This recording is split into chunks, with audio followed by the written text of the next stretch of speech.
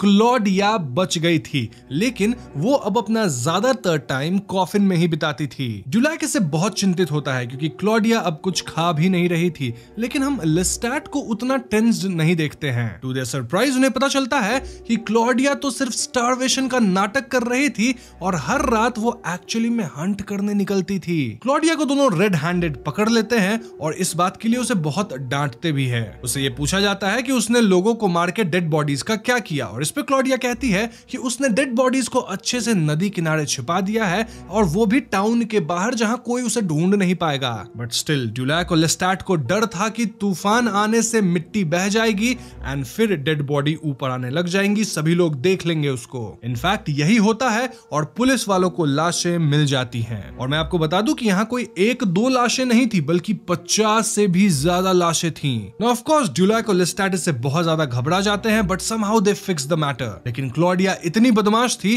कि वो विक्टिम्स के बॉडी पार्ट्स काट के उन्हें अपने रूम में छिपा दी थी एज ए मेमोआ। मतलब वो करते हैं ना सीरियल किलर, एक अपना मेमोरी के लिए कुछ रख लेते हैं, तो वैसा ही कुछ। इनफैक्ट इसके बाद एक और बड़ा झटका तब लगता है जब पुलिस उनके घर की तलाशी लेने लग जाती है। लेकिन उस दिन क्लॉडिया कैसे तो बचती है, लेकिन टाउन के सभी लोगों को उनकी फैमिली पे शक तो होने लग गया था। और कहीं ना कहीं टाउन के लोग अब सोचने लग गए थे कि ये 3 लोगों की जो फैमिली है ना, इसमें तीनों डेविल हैं। अब इस पॉइंट पे क्लॉडिया रिवील करती है कि उसे डर लग गया था कि क्या कभी उसे कोई वापस से प्यार करने वाला मिलेगा या नहीं, और इसीलिए वो लोगों से मिलती, उनको वैम्पायर में तब्दील करने की कोशिश करती थी, और यही कोशिश करते हुए वो इतने सारे लोगों की जान ले ली। क्लॉडिया अपने जिंदगी से तंग आ जाती है और वो जाकर ड्यूलैक के मैंशन से निकल जाती है to make her own destiny. Du Lac इससे हार्ट ब्रोकन हो जाता है क्योंकि उसे क्लॉडिया से प्यार था, मतलब अपनी बेटी की तरह, लेकिन क्लॉडिया अब नहीं रुकने वाली थी, वो अपने सफर पे निकल पड़ती है। अब अगले 7 साल तक क्लॉडिया घर वापस नहीं आती, and in the meantime Du Lac उसे सिंगल्स भेजता रहता है requesting her to come back. Du Lac Claudia के जाने के गम में इतना डूब जाता है कि वो अब लेस्टैट के साथ भी बातें नहीं करता। लेस्टैट को इससे बुरा लगता है और ऐसे में लेस्टैट अपना अफेयर एंटोनीट के साथ वापस शुरू कर देता है। और आपको मैंने पिछली वीडियो में बताया था कि एक बार लेस्टैट चीट किया था ड्यूलैक पे, हाँ इसी से किया था, एंटोनीट से। तो धीरे धीरे ड्यूलैक और लेस्टैट दूर होने लग गए थे and that was quite evident. अब यहाँ से हमें क्लॉडिया के जर्नी के बारे में दिखाया जाता है, जहां वो अब दुनिया को जानने के लिए, नॉलेज पाने के लिए सब जगह घूम रही थी। ऐसे में एक रोज जब वो लाइब्रेरी से निकलती है तो उसको एक लड़का बुली करने लगता है। ऐसे में क्लॉडिया को एक और वैम्पायर ब्रूस बचाता है और दोनों साथ में बुली का शिकार करते हैं। बट दोस्तों ब्रूस एक अच्छा आदमी नहीं होता। इनफैक्ट ब्रूस यहाँ क्लॉडिया को सेक्सुअली असॉल्ट भी करता है, जिससे क्लॉडिया काफी हेल्पलेस फील करती है। अब क्लॉडिया को कहीं ना कहीं समझ आ रहा था कि दुनिया उतनी भी अच्छी नहीं है जितनी उसने सोच रखी थी। मतलब इवन दो क्लॉडिया पावरफुल है, बट उससे भी पावरफुल क्रीचर्स हैं जो अपने से कमजोर का शिकार करते रहते हैं। और देखा जाए तो क्लॉडिया भी वही कर रही थी ना, पहले अपने से कमजोर लोगों का शिकार कर रही थी।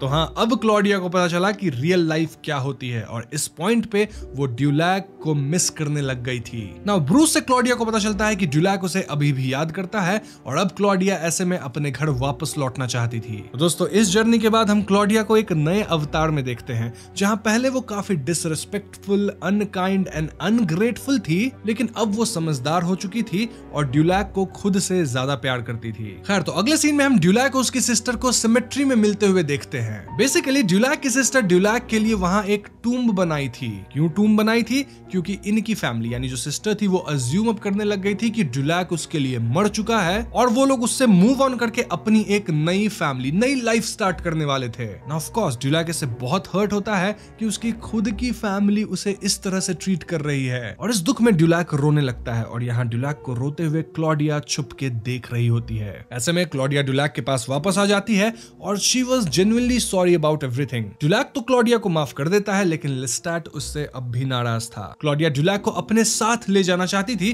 क्योंकि उसे लेस्टैट अब पसंद नहीं था, एंड शी वांटेड कि ड्यूलैक एक वर्दी वैम्पायर से प्यार करे, ना कि लेस्टैट जैसे लायर जिसका अफेयर भी बाहर कई लड़कियों और लड़कों के साथ चलता रहता है। अब इस बात में सेंस तो था, लेकिन ड्यूलैक को अपने से दूर जाता देख लेस्टैट को गुस्सा आ जाता है और वो क्लॉडिया को चोक करने लगता है। अब ड्यूलैक क्लॉडिया को बचाने के लिए लेस्टैट से भिड़ जाता है और दोनों बहुत लड़ते हैं, लाइक लिटरली एनिमीज की तरह लड़ने लगते हैं। अब हम सब जानते हैं कि इस लड़ाई को कौन जीतेगा। ऑफ कोर्स लेस्टैट जीतेगा, और ऐसे में ड्यूलैक को लेस्टैट इजीली ओवरपावर कर लेता है। इनफैक्ट उसको खूब मारने के बाद अपने साथ आसमान में ले जाता है। दोस्तों लेस्टैट के पास फ्लाइंग एबिलिटीज भी थी, और वो बहुत हाई अबव द ग्राउंड से ड्यूलैक को नीचे फेंक देता है। ऑफ कोर्स इस ड्रॉप एंड पूरी फाइट की वजह से ड्यूलैक बहुत ज्यादा चोटिल हो जाता है, बट फॉर्चुनेटली वो बच जाता है। लेकिन एक चीज नहीं बच पाती और वो था ड्यूलैक और लेस्टैट का आपस में प्यार। इनफैक्ट अब ये दोनों बहुत दूर हो चुके थे और इसी पॉइंट पे 5th एपिसोड खत्म होता है। तो छठे एपिसोड का नाम है like angels put in hell by God, और इस एपिसोड में हम ड्यूलैक को हील होते हुए देखते हैं। हम समझ पाते हैं कि लेस्टैट वाली लड़ाई के बाद ड्यूलैक काफी बुरी तरह से इंजर्ड हो गया था। मतलब उसकी स्पाइनल कॉर्ड में इंजरी थी, कई सारे उसको कट्स आए थे, ब्रूजेस थे, और उसके पूरे हीलिंग प्रोसेस में क्लॉडिया उसकी मदद कर रही थी, उसकी देखभाल कर रही थी। वैसे लेस्टैट उस भयावह रात के बाद वापस मैंशन नहीं आया था क्योंकि उसे बहुत बुरा लग रहा था कि वो ड्यूलैक को इतना पीटा, उसके साथ ऐसे बर्ताव किया। लेस्टैट इन दोनों को गिफ्ट्स वगैरह भेजता रहता था ताकि ये लोग लेस्टैट को माफ कर दें, लेकिन ये दोनों लेस्टैट से बहुत ही ज्यादा गुस्सा थे। सबसे ज्यादा तो क्लॉडिया गुस्सा थी क्योंकि उसे ड्यूलैक से बहुत ज्यादा प्यार था, और अगर लेस्टैट ड्यूलैक को इस तरह से मारा है तो ऑफ कोर्स वो लेस्टैट को हेट करेगी ही। अब यहाँ पे हम ड्यूलैक और क्लॉडिया को साथ रहते हुए देखते हैं और दोनों काफी अच्छा बॉन्ड भी कर रहे थे। तो एक रात लेस्टैट इनसे मिलने आता है और वो ड्यूलैक के लिए गिफ्ट भी लाता है, लेकिन क्लॉडिया उसे दरवाजे से ही चले जाने को कह देती है। लेस्टैट फिर भी हार नहीं मानता और एक दिन फिर वो इन दोनों के लिए रोल्स रॉयस कार लेके आता है। दोनों फिर भी नहीं मानते, पर ड्यूलैक लेस्टैट के इस डेडिकेशन को देखकर कहीं ना कहीं कमजोर पड़ने लग गया था, बिकॉज पहले तो दोनों काफी अच्छा बॉन्ड शेयर करते थे ना। खैर एक दिन इवनिंग में लेस्टैट ड्यूलैक को एक रिकॉर्ड भेजता है जहां उसने खुद एक सॉन्ग कंपोज किया था, लेकिन सॉन्ग को गाया था एंटनीट ने। ऑफ कोर्स ड्यूलैक से बहुत ज्यादा फ्रस्ट्रेटेड हो जाता है और वो पूरे मिसिसिपी रिवर के क्रॉस स्विम करके लेस्टैट को जाके कन्फ्रंट करता है। हम देखते हैं कि लेस्टैट अब एंटनीट के साथ होता है, लेकिन ड्यूलैक घर में घुस के लेस्टैट से पूछता है कि तुम चाहते क्या हो, मतलब मुझे रिकॉर्ड भेजा वो भी लड़की की आवाज में। लेस्टैट को उसकी आंखों में अपने लिए प्यार दिख जाता है और दोनों आपस में सुलह करने का डिसाइड करते हैं। तो उस रात सब कुछ ठीक हो जाता है एंड लेस्टैट वाज हैप्पी क्योंकि ड्यूलैक अब वापस आ गया था। एंड इस पॉइंट पे मैं सोच रहा हूँ कि भैया यहाँ चल क्या रहा है, कुछ भी हो रहा है। वैसे भले इनके बीच सुलह हो गया था, लेकिन सुलह के कुछ रूल्स भी होते हैं जो कि लेस्टैट को मानना पड़ता है। फॉर एग्जाम्पल इन तीनों में कोई सीक्रेट्स नहीं होगा, they will not lie to each other, and most importantly Lestat को मारना होगा एंटनीट को। लेस्टैट झिझकता तो है but he somehow agrees to it. Claudia यहाँ लेस्टैट से पूछती है कि उसका मेकर कौन है, और इस पे लेस्टैट कहता है कि वो एक मैग्नस नाम का वैम्पायर था जिसने लेस्टैट को ट्रांसफॉर्म तो कर दिया था, लेकिन उसे बहुत ज्यादा टॉर्चर करा और उस पे पाबंदियां लगा के रखी थी।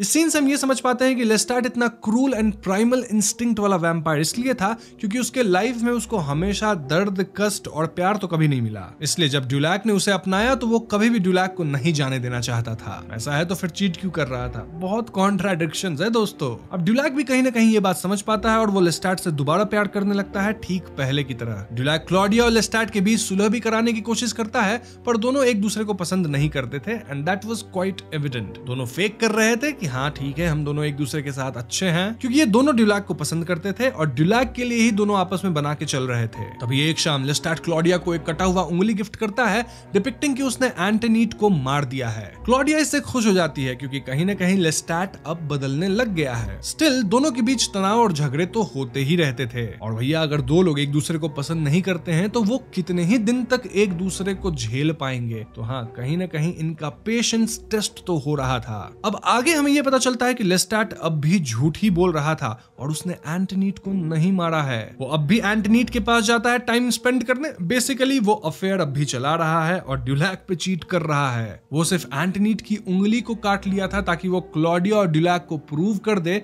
कि हाँ मैंने एंटनीट को मार दिया है, लेकिन वो एक्चुअली में ऐसा किया ही नहीं था। अब इस तरह का झूठ कितना ही दिन छिप सकता है, और ऐसे में क्लॉडिया एंड ड्यूलैक को लेस्टैट के इस झूठ का पता चल जाता है। अब भले ड्यूलैक बहुत ज्यादा हर्ट ब्रोकन था, लेकिन फिर भी वो लेस्टैट को छोड़ नहीं पाता। उसे लगता है कि लेस्टैट ऐसा ही है और मुझे ऐसे ही इसके साथ रहना पड़ेगा। बेसिकली ड्यूलैक यहाँ एक टॉक्सिक रिलेशनशिप में था और वो इससे बाहर भी आने की कोशिश नहीं कर रहा था। बट ऑफ कोर्स क्लॉडिया समझदार थी, उसे ये मंजूर नहीं था और वो एक नई जिंदगी ड्यूलैक के साथ शुरू करना चाहती थी जहां वो लेस्टैट और उसकी झूठी दुनिया से दूर रह सके। क्लॉडिया तो यहां से भागने का प्लान भी कर लेती है, लेकिन लास्ट मोमेंट पे ड्यूलैक मुकर जाता है। ड्यूलैक का कहना था कि क्लॉडिया जा सकती है, वो यंग है, वो फ्री है, वो लेस्टैट के कब्जे में नहीं है, लेकिन ड्यूलैक को लेस्टैट के साथ ही रहना है। अब क्लॉडिया ड्यूलैक की हालत समझती थी और इसीलिए वो खुद ही निकल पड़ती है। क्लॉडिया को एक ऐसी जगह की तलाश थी जहां उसे लेस्टैट जैसा घटिया आदमी ना मिले। हम यहाँ क्लॉडिया को ट्रेन के एक लगेज कंपार्टमेंट में छुप के बैठे हुए देखते हैं,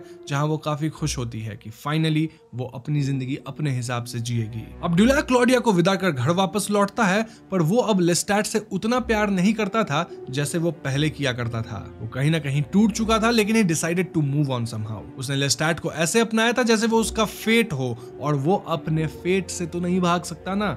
लेकिन कहीं ना कहीं ड्यूलैक इस बात को नहीं समझ रहा था कि उसके पास चॉइस है। तो घर वापस आकर उसको अपने सामने लेस्टैट एंड क्लॉडिया दिखता है। टू आवर सरप्राइज लेस्टैट समहाउ ये जान गया था कि क्लॉडिया छुप के भाग रही थी और वो उस ट्रेन के लगेज कंपार्टमेंट तक पहुंच गया था। लेस्टैट यहाँ क्लॉडिया को मैनिपुलेट कर दिया, ये कह के कि ड्यूलैक को तुम्हारी जरूरत है तो तुम छोड़ के मत जाओ ड्यूलैक को। ऐसे में क्लॉडिया मैनिपुलेट हो गई और इस सीन से एक बात क्लियर था कि लेस्टैट अब तक बहुत ज्यादा टॉक्सिक हो चुका था और वो सबकी लाइफ को कंट्रोल करना चाहता था, चाहे वो क्लॉडिया हो, ड्यूलैक हो या फिर इवन एंटनीट। लेकिन भले क्लॉडिया वापस आ गई थी, लेस्टैट को ऐसा लग रहा था कि वो जीत गया अपने मैनिपुलेशन में, बट इंटरनली कहीं ना कहीं ये परिवार अब पूरी तरह से टूट चुकी थी। खैर, तो अगले सीन में लेस्टैट और क्लॉडिया चेस खेल रहे होते हैं, जहां Claudia was talking to Du Lac through her mind. जी हाँ, वैम्पायर्स आपस में माइंड टू माइंड भी बात कर सकते हैं। और यहाँ क्लॉडिया कहती है कि लेस्टैट को वैम्पायर बनाने वाला मैग्नस बहुत ज्यादा क्रूअल था and he treated Lestat as slave. शायद यही वजह है कि उसी ने मैग्नस को भी मार डाला होगा। और अब लेस्टैट वही काम इनके साथ कर रहा है, मतलब कहीं ना कहीं वो क्लॉडिया और ड्यूलैक को अपने स्लेव की तरह ट्रीट करता है। भले प्यार वगैरह करता है,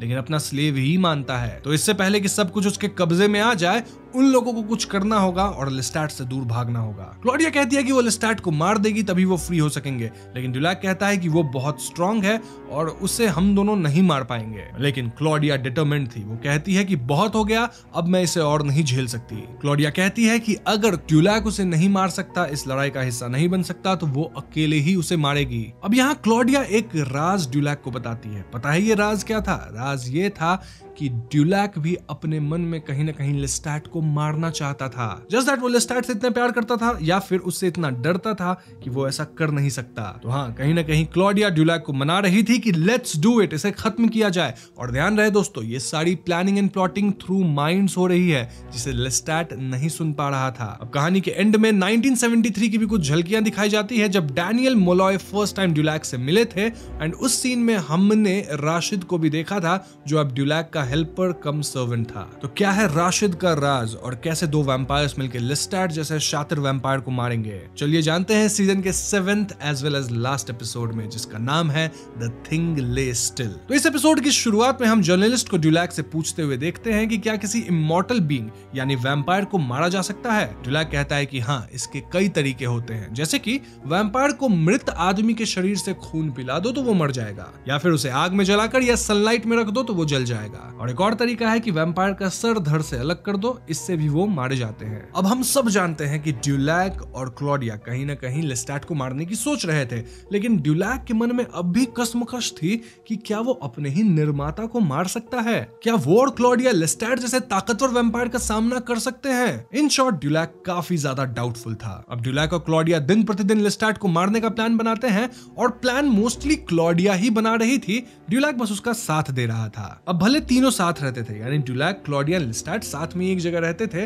लेकिन ड्यूलैक और क्लॉडिया मन में बातें करते और कहीं न कहीं लेस्टैट को हेट करने लग गए थे। क्लॉडिया के प्लान के अनुसार वो जानबूझकर घर में एक कैंसर पेशेंट को बुला लाती है जो मरने वाला होता है। लेस्टैट को पता नहीं होता और उसे लगता है ये कोई रैंडम आदमी है जो उनके डोर पे devil go back to hell का लेटर रखने आया था। लेस्टैट गुस्से में कुछ सुने बिना ही उसे बाइट कर लेता है, but he spills out the blood saying कि ये पॉइजनस ब्लड है। ये करके क्लॉडिया का उद्देश्य ये था कि लेस्टैट डर जाए, मतलब टाउन के लोगों से डर जाए, क्योंकि ऑफ कोर्स लोगों को लगता है कि ये लोग डेविल हैं और अब लोग किसी भी हद तक जाएंगे इन तीनों को खत्म करने के लिए। और कहीं ना कहीं ये प्लान थोड़ा काम भी करता है, ऑल्दो लेस्टैट को नहीं पता था कि ये सब क्लॉडिया प्लान करी थी, उसका किया धड़ा था ये। तो क्लॉडिया सबके सामने प्रस्ताव रख देती है कि हम यहाँ से जाएंगे, और क्योंकि हम यहाँ से जाने ही वाले हैं तो लेट्स थ्रो अ पार्टी जहां टाउन के सारे लोग आएंगे और सेलिब्रेट करेंगे, फीस्ट करेंगे। इस पे लेस्टैट कहता है कि हम लोग यहाँ से जाएंगे, दैट इज ओके, लेकिन टाउन के लोग हमारी पार्टी में क्यों आएंगे? वो लोग लिटरली हमसे डरते हैं, हमें डेविल मानते हैं। इस पे क्लॉडिया कहती है कि पूरा टाउन हमारे बारे में बातें करता है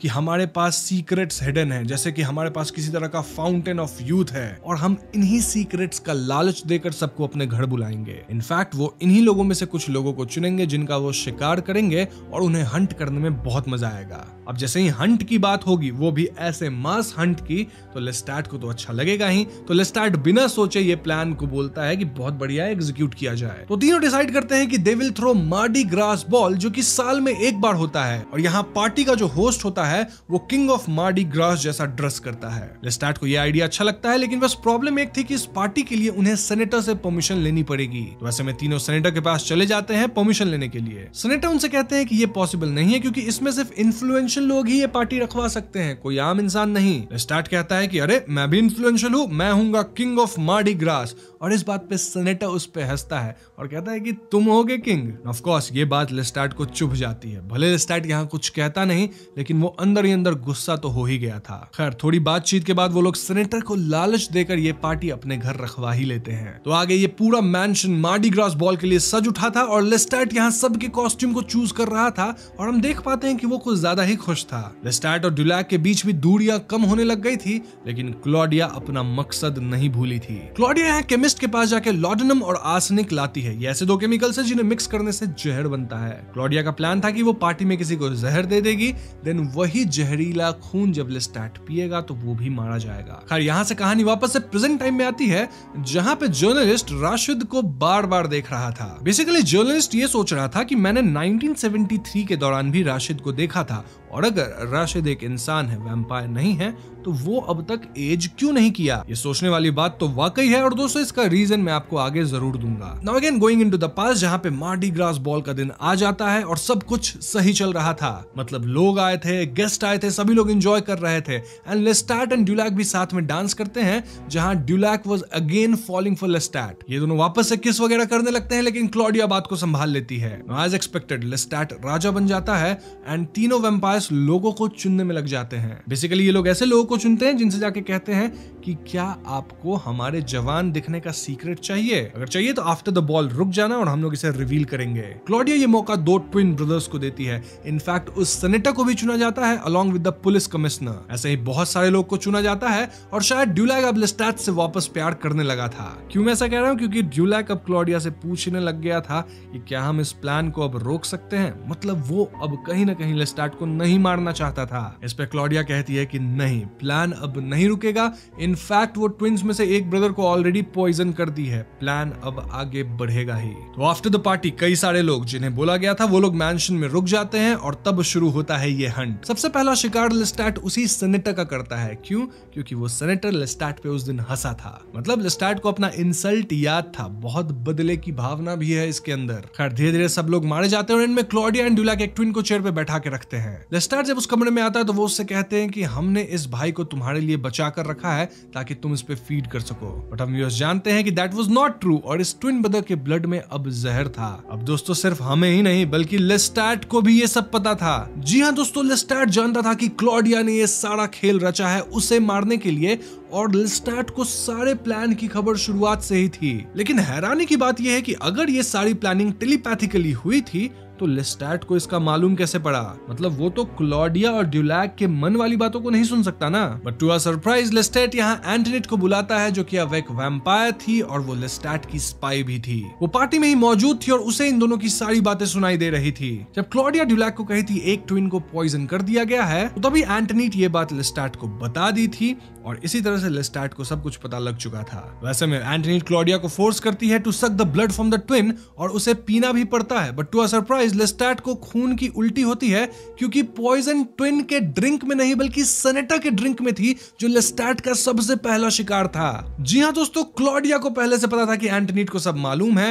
एंड दैट इज व्हाई वो लाई करी थी कि वो किसको पॉइजन करी है। एंटोनेट को क्लॉडिया ओवरपावर कर देती है और उसे मारकर इंसिनरेटर में जला देती है। वहीं ड्यूलैक आखिरी बार लेस्टैट को हक करते हुए उसे वहीं पे खत्म कर देता है। अब यहाँ क्लॉडिया लेस्टैट को भी जलाना चाहती थी, लेकिन ड्यूलैक ऐसा नहीं कर पाया। रादर ये लोग उसे कारपेट में फोल्ड करके ट्रंक में रख के ट्रैश में डाल देते हैं। इसके बाद ये दोनों मैंशन खाली करके न्यू ऑर्लिन्स के लिए निकल पड़ते हैं for their trip of Europe. खैर यहाँ से कहानी अगेन प्रेजेंट टाइम पे आती है, जहाँ पे जर्नलिस्ट ये सब सुन रहा था, लेकिन जर्नलिस्ट कम चालाक नहीं था दोस्तों। वो तुरंत क्रॉस क्वेश्चन करता है कि तुमने लेस्टैट की बॉडी को क्यों नहीं जलाया जबकि तुमने एंटोनेट को जला दिया। ड्यूलैक कहता है कि वो ऐसा नहीं कर सकता था क्योंकि वो अपने डियर वंस की मौत से डरता है। इस पे जर्नलिस्ट मोलॉय कहता है कि ठीक है तुम नहीं कर सकते थे, लेकिन क्लॉडिया तो कर सकती थी ना, वो तो तो बेरहम थी और तुमने उसे किसी ट्रंक में डाला है या किसी कॉफिन में जो अंदर से भी खोला जा सकता है, और शायद तुमने जानबूझकर उसे ट्रैश में डाला क्योंकि ट्रैश सीधा डंप यार्ड में जाता है, जहां अगर बाई चांस लेस्टैट जिंदा हुआ तो वो आराम से चूहों पे फीड कर सकता है, क्योंकि ऑफ कोर्स डंप यार्ड के अंदर तो बहुत बड़े साइज के चूहे होते हैं।